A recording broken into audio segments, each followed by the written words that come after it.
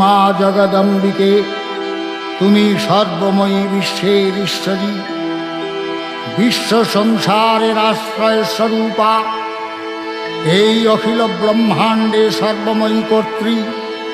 তোমার অন্তরস্থলেই সৃষ্টিকর্তা ব্রহ্মা, সর্বশক্তিমান বিশ্বপাতা বিষ্ণু এবং প্রলয়কর্তা দেবাদিদেব বিরাজমান।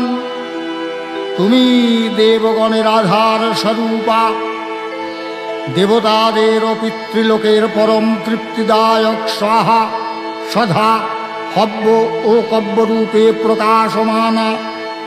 হে মা কালী, হে মা বিশ্বজননী, তোমার শরণাগত ভক্তের প্রতি তোমার আশীষ প্রতিনিয়ত ভক্ত মস্তকে যেন বর্ষিত হয়, শুধু এইটুকু প্রার্থনা।